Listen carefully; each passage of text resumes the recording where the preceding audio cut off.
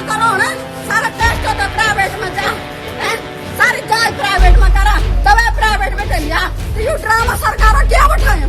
किला सरकार हम लोग होता है तनख्वाह बने, कच्चे न खा डॉक्टर, छुट्टी पर जाए आशा, कम छुट्टी चाहिए हो किसी, तनख्वाह होता छुट्टी तो सरकार जोड़े, छुट्टी करे तनख्वाह में नहीं होता, हमसे नहीं सही हो सब कुछ, जैन पे वोट मांगना होता है पर हम छुट्टा माने। जैसे मैंने अपना 1 साल का बच्चा खोया है, कभी भी किसी भी माँ किसी बाप पे उन पे ऐसी कोई भी मुसीबत गुजरे ना। उत्तराखंड, जहां एक और प्रकृति की अपार सुंदरता और आस्था के पवित्र स्थल लोगों को आकर्षित करते हैं, वहीं दूसरी ओर यहाँ की स्वास्थ्य व्यवस्था आज भी मूलभूत समस्याओं से जूझ रही है।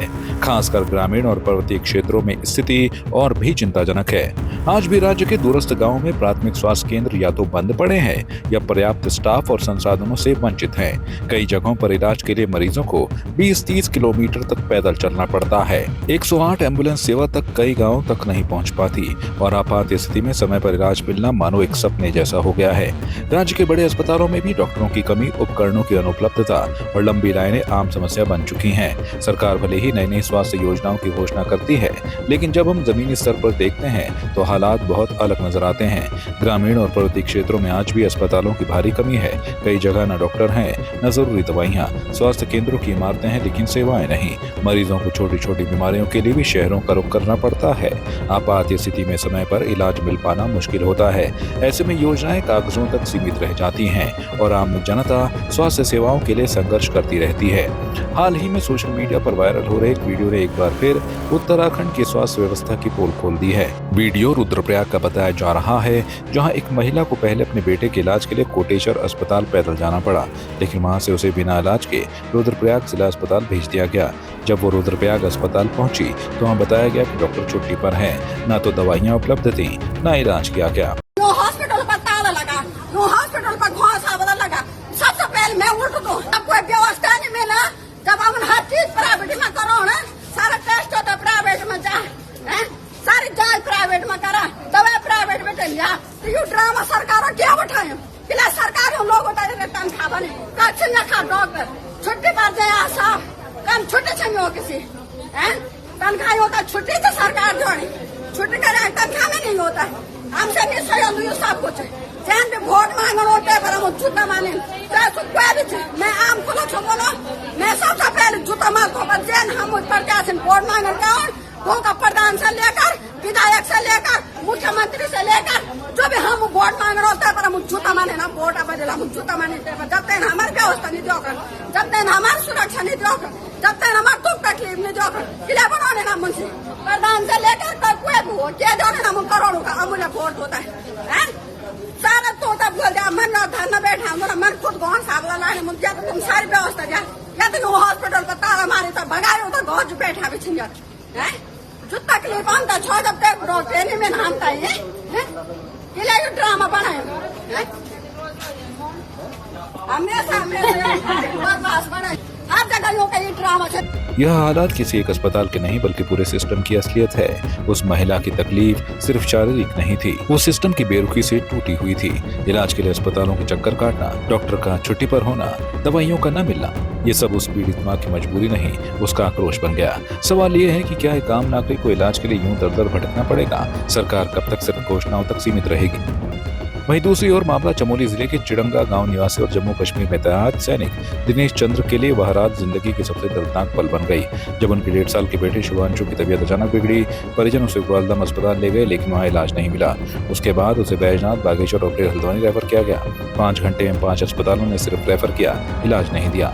बागेश्वर में 108 सेवा से एम्बुलेंस मांगी गई लेकिन 1 घंटे तक इंतजार के बाद भी नहीं आई। डीएम को फोन करने के बाद रात 9:30 बजे एम्बुलेंस मिली लेकिन तब तक देर हो चुकी थी और अल्मोड़ा से हल्द्वानी ले जाते वक्त शुभांशु की मौत हो गई। और बच्चा जो बीमार हुआ था, बीमार होने के जो ग्वालदम से उसको बैजनाथ के लिए ट्रांसफर किया गया, बैजनाथ से ट्रांसफर किया गया, उसको थोड़ी बहुत ट्रीटमेंट के बाद उसको बागेश्वर डिस्ट्रिक्ट हॉस्पिटल के लिए ट्रांसफर किया गया।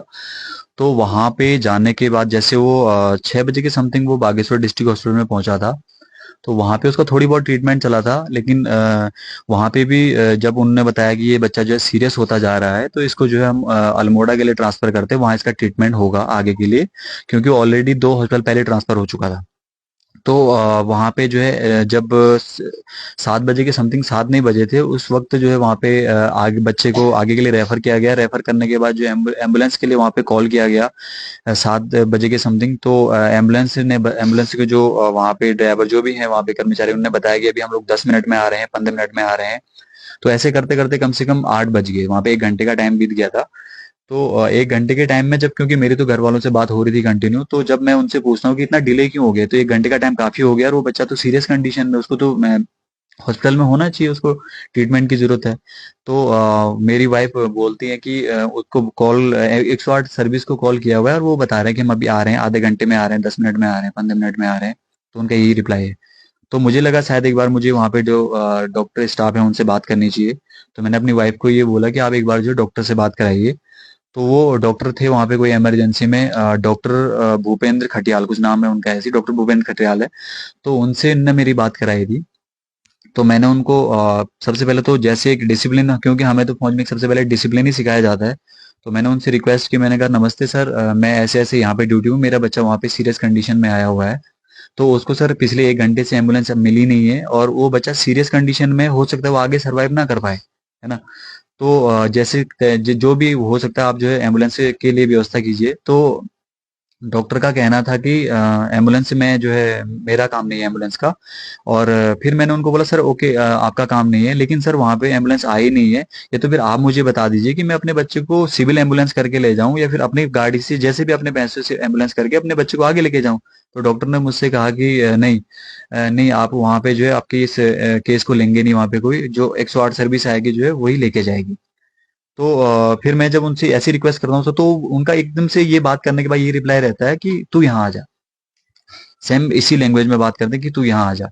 तो मुझे उनकी ये लैंग्वेज थोड़ी अच्छी नहीं लगी। मैंने उनसे ये बोला कि सर पहले तो आप जो है ये तू वाली लैंग्वेज में बात मत करो, क्योंकि मैं एक आर्मी पर्सन हूँ और जो है आपका तरीका मुझे अच्छा नहीं लगा, ठीक है। और रही मेरी बात वहां पहुंचने की, तो शायद आपके बोलने से पहले मैं अपने बच्चे के पास होता, अगर मैं वहां प्रेजेंट होता, क्योंकि मैं अभी JNK में हूँ, तो वहां पे मैं आ नहीं सकता। इसीलिए मुझे जो आपसे रिक्वेस्ट करनी पड़ रही है कि सर आप मेरे बच्चे के लिए आप कुछ कीजिए, क्योंकि वो सीरियस कंडीशन में, वो बच्चा सर्वाइव नहीं कर पाएगा। बस इतनी सी बातें होती हैं हमारी वहां पे, वो हमारा कॉल कट जाता है। उसके बाद फिर नेक्स्ट क्या नाम बोलते हैं, 8, 8:30 के समथिंग होता है, 8:30, 9 बज जाते हैं, 9 ऐसे करते करते 9 बज जाते हैं।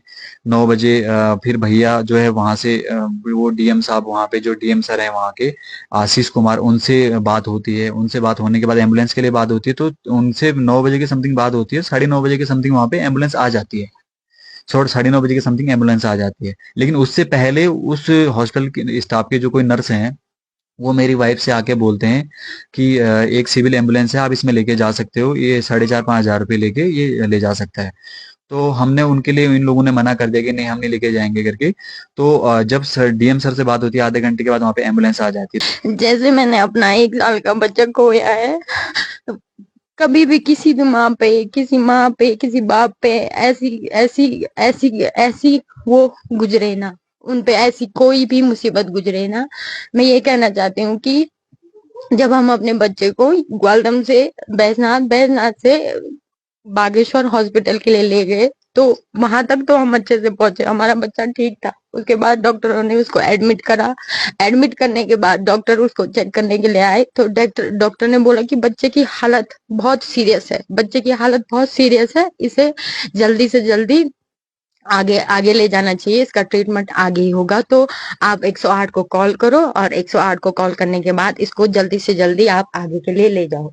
तो उसके बाद मैं 108 को कॉल करती हूँ, 108 को कॉल करती हूँ, मैं करती हूँ 7 बजे के करीब 108 को मैंने कॉल करा। तो 108 का कॉल आया मुझे उसके बाद। तो 108 ने बोला मैम आ रहे हैं हम, अभी 7:30 बजे तक हम आ जाएंगे। तो मैंने कहा चलो ठीक है, टाइम लगता है तो कहीं गए होंगे, कहीं और भी हमारे जैसे होंगे तो उनको वो करने के लिए गए होंगे। तो मैं रुक गई, तो मैंने कहा आएंगे। उसके बाद 7:30 हो गया, 7:30 हुआ। उसके बाद मैं वहां पे जो डॉक्टर थे भूपेंद्र खटियाल, तो मैं उनके पास गई। मैंने कहा सर इतना टाइम हो गया अभी तक एम्बुलेंस नहीं आई है। मैंने कहा मेरे बच्चे की हालत इतनी खराब है, मैं अकेली हूँ, मेरे साथ सपोर्ट वाला कोई नहीं था क्योंकि मेरे हस्बैंड जॉब पे जम्मू कश्मीर पे, तो मैं अकेली थी, मेरे साथ कोई नहीं था उस टाइम। और जो हॉस्पिटल का स्टाफ था उनको अपने से मतलब था, उनको ऐसा नहीं था कि यार इनका बच्चा ऐसी कंडीशन में है, हमको एक्शन लेना चाहिए, फटाफट से एम्बुलेंस बुलानी चाहिए, लेकिन उनको कोई मतलब नहीं था। उन्होंने पेशेंट को चेक करा, बच्चे को थोड़ा चेक करा, बोला कि हाँ इसकी कंडीशन बहुत खराब है, इसको आगे ले जाओ। ठीक है, तो आगे ले जाओ। फिर उसके बाद मैंने बोला सर आप 108 को कॉल करो। मैंने कहा मेरा कॉल तो उठाया उन्होंने बोला कि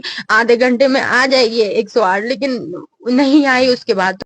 उत्तराखंड जैसे राज्य में जहां हर साल लाखों पर्यटक स्वास्थ्य लाभ और आध्यात्म की खोज में आते हैं, वहीं स्थानीय नागरिक बुनियादी इलाज के लिए भी तरस रहे हैं। सवाल सिर्फ सिस्टम की नाकामी का नहीं बल्कि इंसानियत के गिरते स्तर का भी है। अब वक्त आ गया है कि सरकार केवल योजनाओं की घोषणा न करे बल्कि जमीनी हकीकत को समझते हुए ठोस कदम उठाए, वरना ये पीड़ाएं कल भी दोहराई जाएंगी।